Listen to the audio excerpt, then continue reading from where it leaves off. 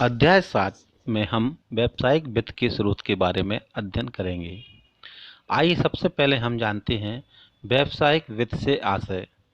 वित्त शब्द का अर्थ मुद्रा, धन अथवा कोषों से लगाया जाता है। व्यवसाय द्वारा अपनी विभिन्न गतिविधियों के संचालन के लिए कोषों की आवश्यकता होती है। उन्हें हम व्यावसायिक वित्त कहते हैं। वित्त की आवश्यकता व्यावसायिक जीवन के प्रत्येक स्तर पर पड़ती है। समुचित वित्त के बिना व्यवसाय का संचालन नहीं किया जा सकता। आइए व्यावसायिक वित्त की आवश्यकता के बारे में जानें। पहली आवश्यकता है स्थायी पूंजी संपत्ति आवश्यकताएं। एक नया व्यवसाय आरंभ करने के लिए स्थायी संपत्ति खरीदने के लिए कोषों की आवश्यकता होती है। जैसे हमें भूमि खरीदना है, भवन, प्लांट और मशीनरी आदि को क्रय करने के लिए स्थायी पूंजी की आवश्यकता होती है। दूसरी आवश्यकता के बारे में बातें करें तो उसमें हम कार्यशील पूंजी संबंधी आवश्यकताओं को लेंगे। एक व्यवसाय को अपने प्रतिदिन के कार्यों को चलाने के लिए कोषों की आवश्यकता होती है। इसे कार्यशील पूंजी कहा जाता है। जैसे कच्चा माल खरीदना है, मजदूरी देना है, वेतन का भुगतान करना है तथा बिजली बिल का भुगतान करने के लिए कोषों की आवश्यकता होती है।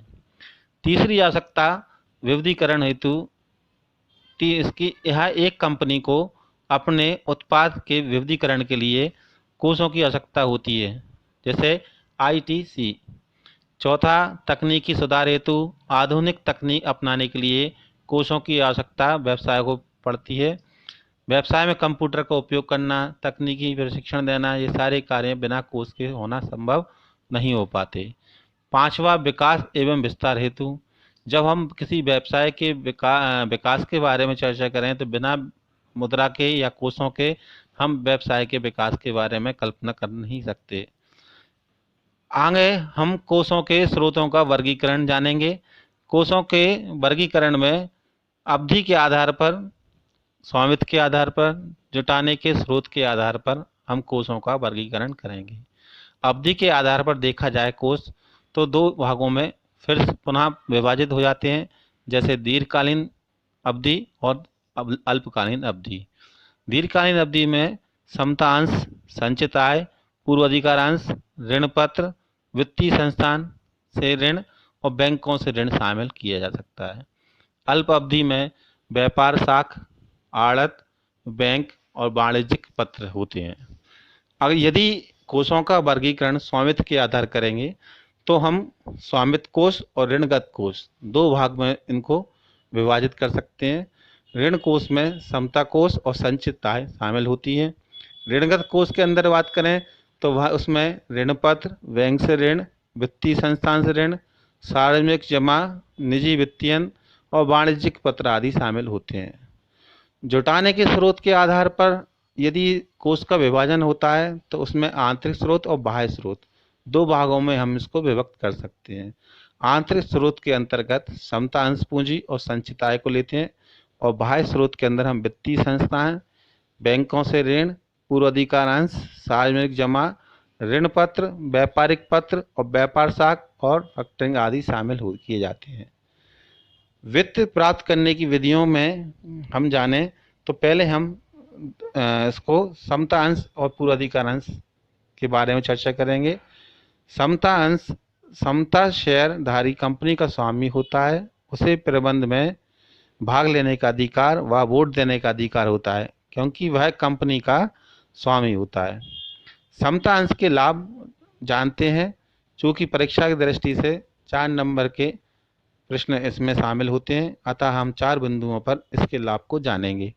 पहला लाभ स्थायी पूंजी। समता अंश द्वारा जो पूंजी प्राप्त होती है वह लंबी अवधि के लिए वित्त प्राप्त किया होता है, अतः यह इसका जो स्वभाव है वह स्थायी पूंजी का है।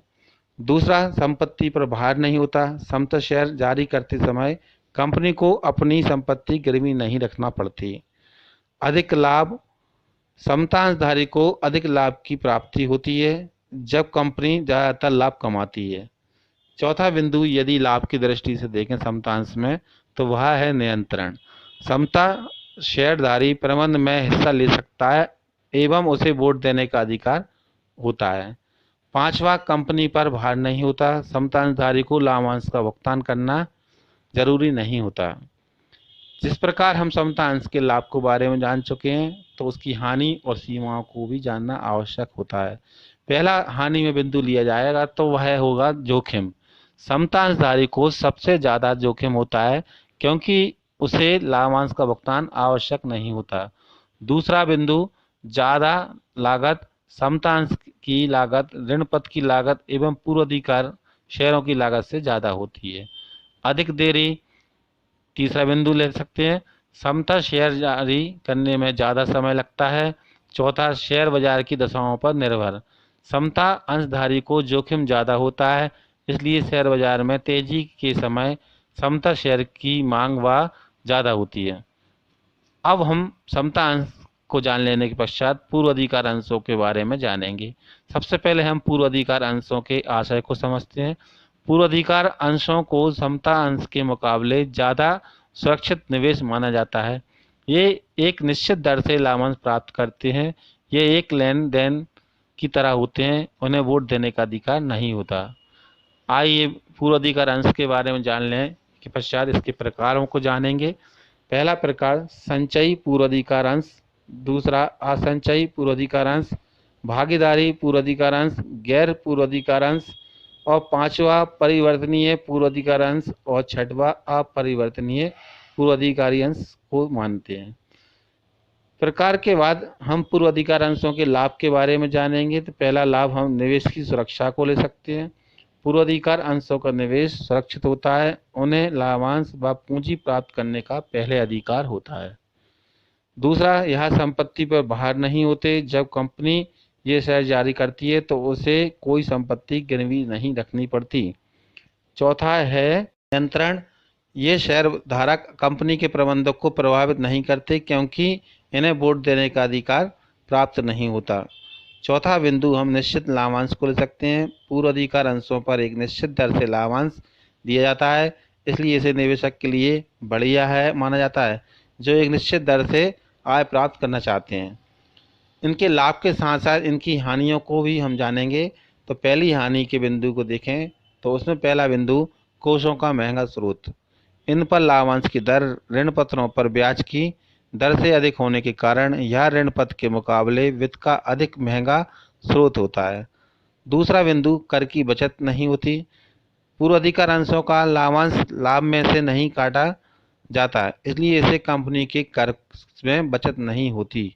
तीसरा, जोखिम लेने वालों के लिए उपयुक्त नहीं। पूर्वाधिकार अंश उन निवेशकों के लिए उपयुक्त नहीं होता जो अधिक आय के लिए ज़्यादा जोखिम उठाना चाहते हैं।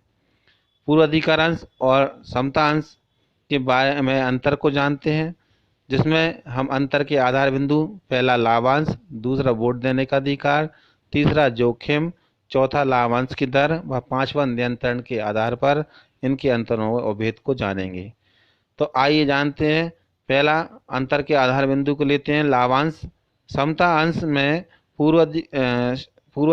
पूर्वाधिकार अंशों को भुगतान करने के बाद लाभांश दिया जाता है, जबकि पूर्वाधिकार अंश में समता अंशधारियों से पहले इन्हें लाभांश दिया जाता है। दूसरा, वोट देने का अधिकार। समता अंशधारियों को वोट देने का पूर्ण अधिकार होता है, जबकि पूर्वाधिकार अंशों को वोट देने का अधिकार प्राप्त नहीं होता। जोखिम, समता अंशधारी अधिक जोखिम उठाते हैं, जबकि पूर्वाधिकार अंशधारी कम जोखिम उठाते हैं। चौथा, लाभांश की दर। समता अंशधारियों की लाभांश की दर घटती बढ़ती रहती है, जबकि पूर्वाधिकारी अंशों की लाभांश की दर एक निश्चित दर पर होती है। पांचवा, नियंत्रण। प्रबंधक पर पूर्णतः नियंत्रण समता अंशधारियों को होता है, जबकि प्रबंध पर नियंत्रण पूर्वाधिकार अंशधारियों को नहीं होता। अंशों के अंतर को जान लेने के पश्चात अब हम ऋण पत्र के बारे में चर्चा करेंगे। सबसे पहले हम ऋण पत्र के आशय को जानते हैं। दीर्घकालीन वित्त प्राप्त करने के लिए ऋण पत्र का महत्वपूर्ण एक स्रोत माना जाता है। ऋण पत्रधारी निश्चित दर से ब्याज प्राप्त करते हैं। ब्याज छमाही हो सकता है या वार्षिक चुकाया जाता हो या मंथली यानी मासिक रूप से प्रति माह चुकाया जाता हो, इसलिए ऋण पत्रधारी कंपनी के लिए एक लेनदार की तरह होते हैं। ऋण पत्र के आशय के बाद हम ऋण पत्र के प्रकार के बारे में जानेंगे। सुरक्षित ऋण पत्र, दूसरा ऋण पत्र होता है असुरक्षित, तीसरा परिवर्तनीय, चौथा अपरिवर्तनीय, पांचवा शुद्ध ऋण पत्र और छठवा अशुद्ध ऋण पत्र। ऋण पत्र के लाभ के बारे में जाने तो उसमें पहला बिंदु हम सुरक्षित निवेश।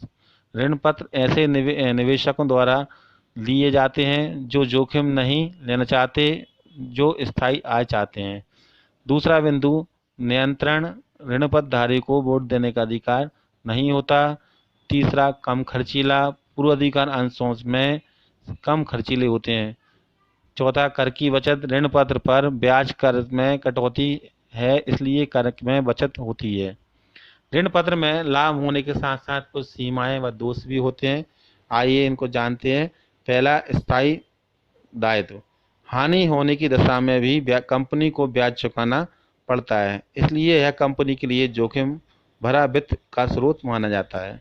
दूसरा बिंदु संपत्ति पर भार, सुरक्षित ऋण पत्रों को जारी करने पर कंपनी को अपनी संपत्ति जमानत के रूप में रखनी पड़ती है। तीसरा साख में कमी, नए ऋण पत्र जारी करने पर कंपनी की ऋण लेने की क्षमता कम हो जाती है।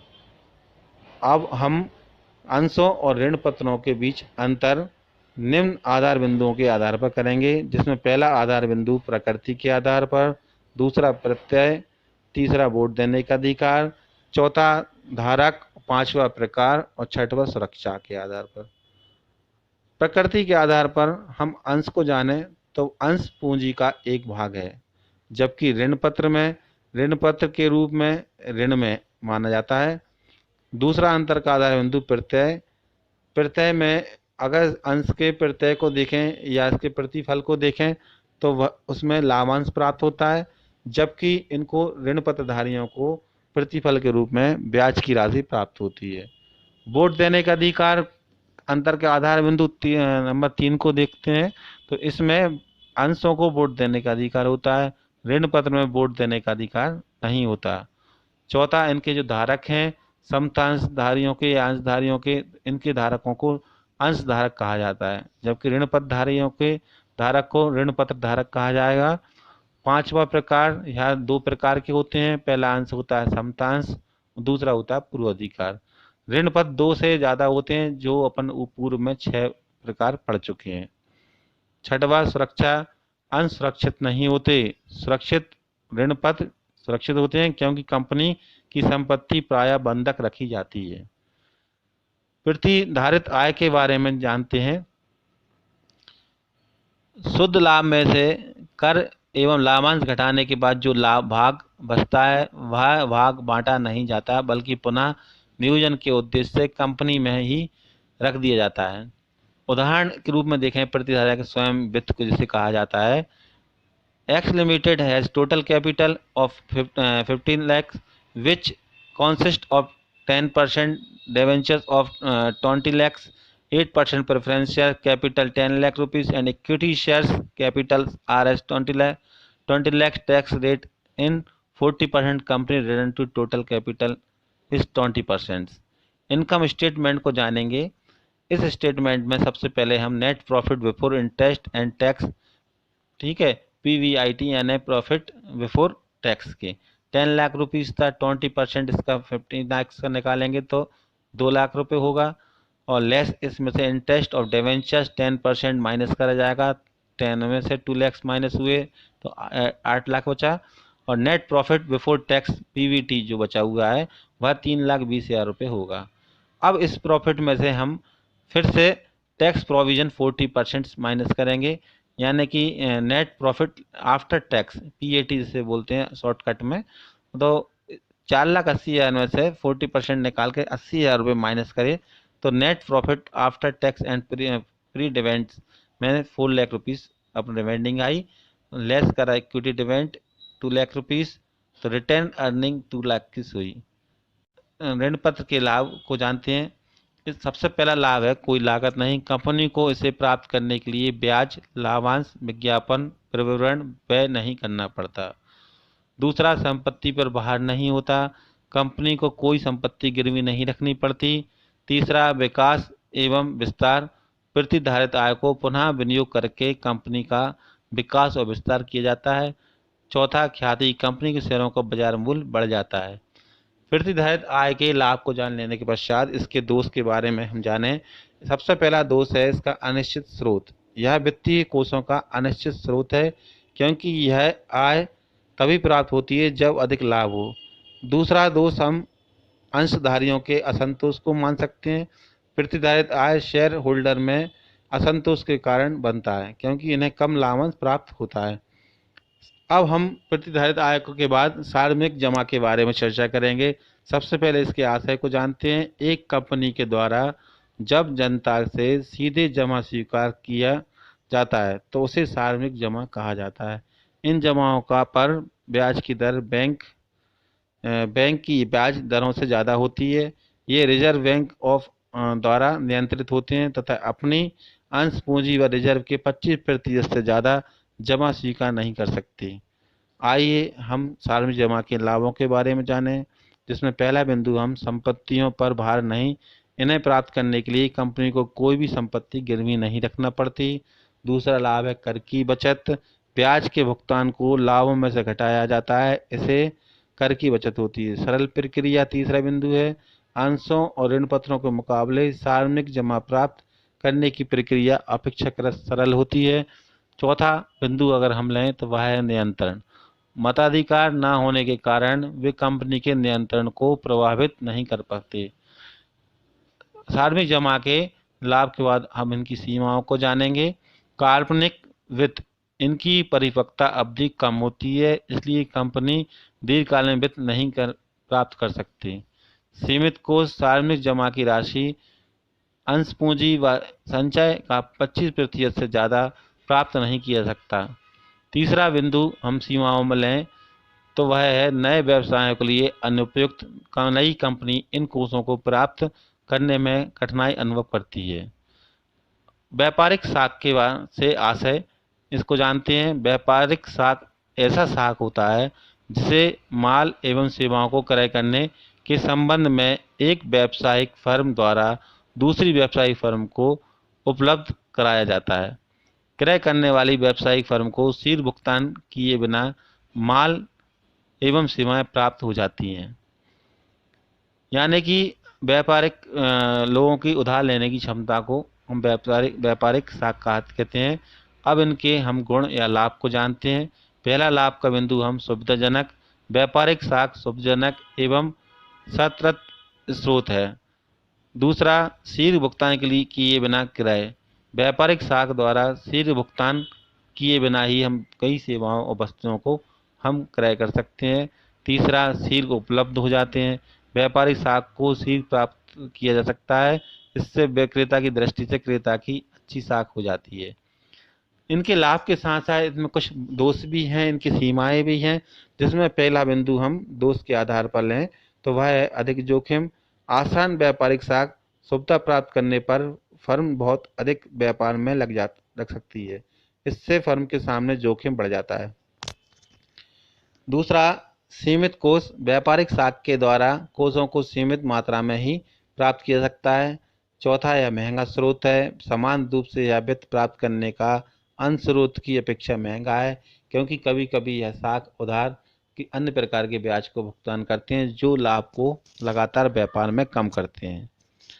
वाणिज्यिक बैंक के बारे से आशय को हम जानेंगे। वाणिज्यिक बैंक नगद साख, अधिविकर्ण, सावधि ऋण, बिलों की कटौती के रूप में ऋण व अग्रिम प्रदान करते हैं। ऋण पर एक निश्चित दर से ब्याज लिया जाता है। वाणिज्यिक बैंक के लाभ में को लिया जाए तो उसमें पहला बिंदु समय पर सहायता।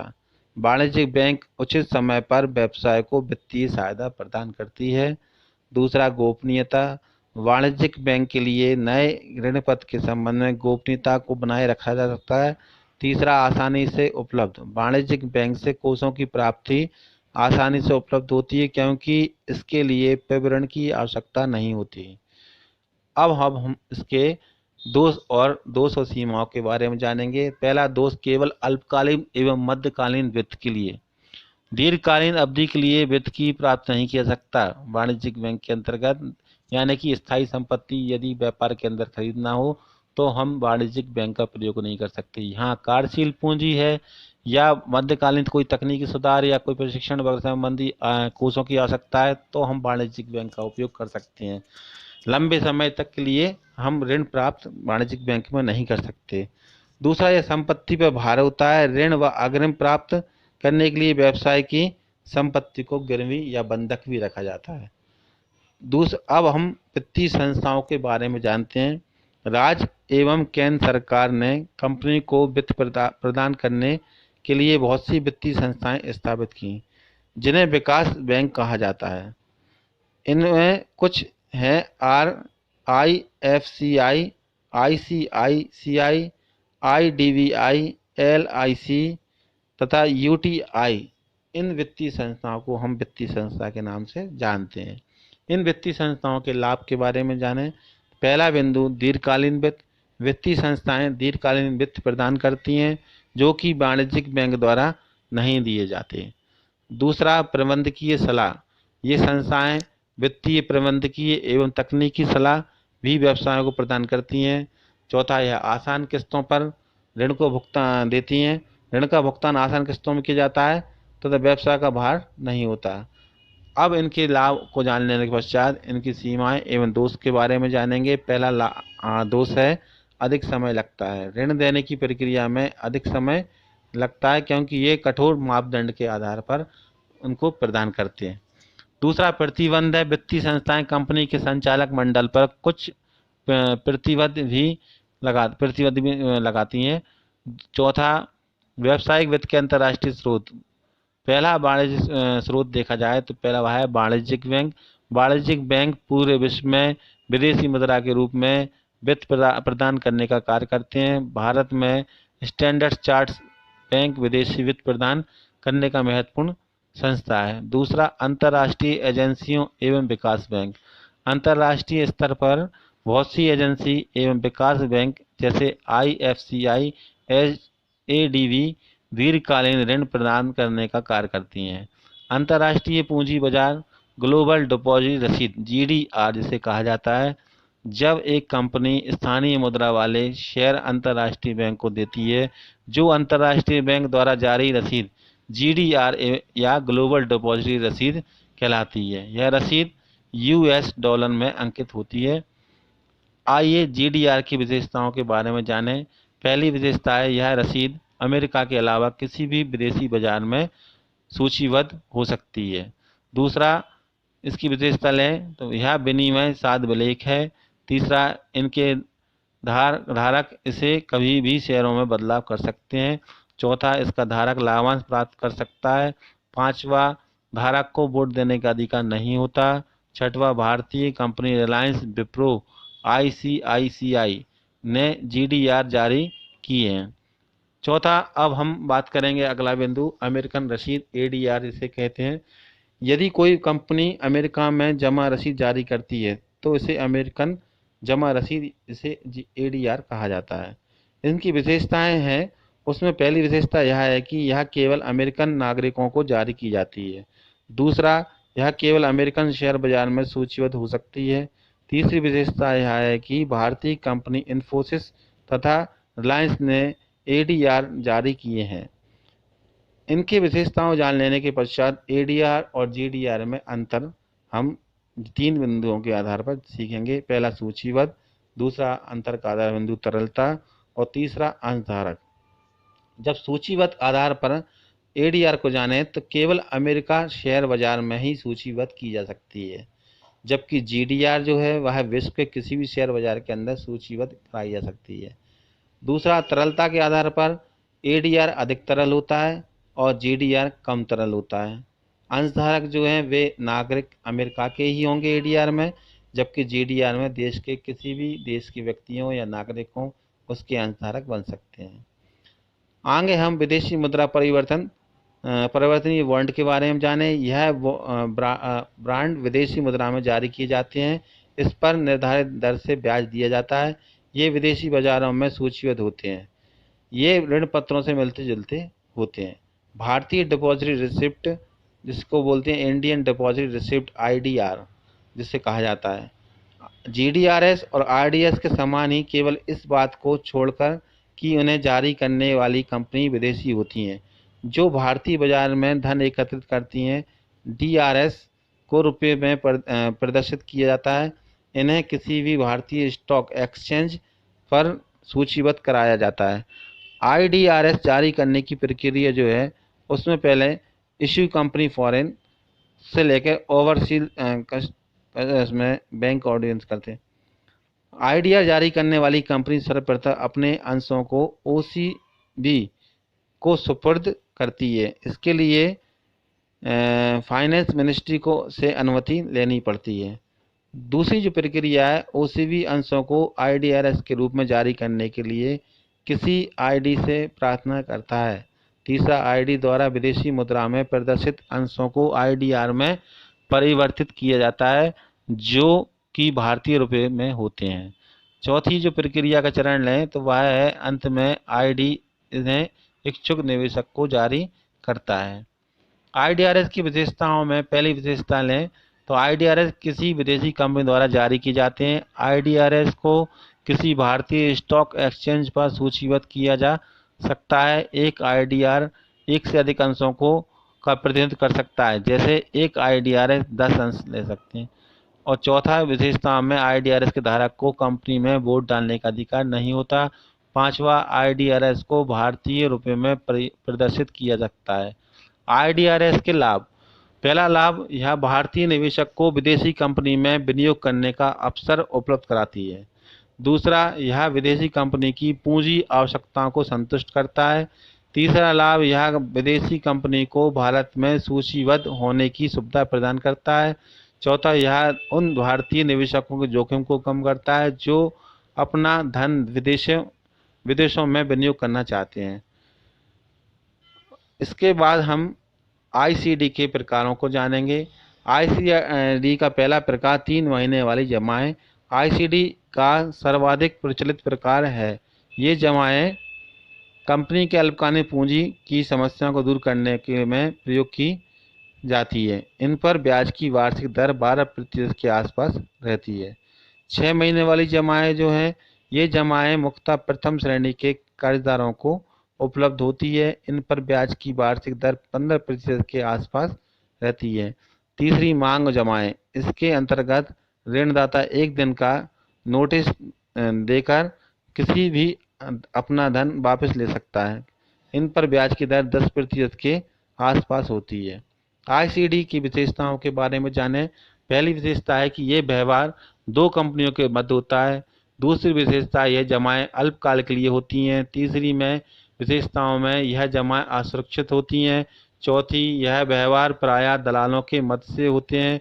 पांचवा, इन जमाओं का कोई संगठित बाजार नहीं है। छठवां, इन व्यवहारों के लिए कोई कानूनी औपचारिकताएं नहीं होती।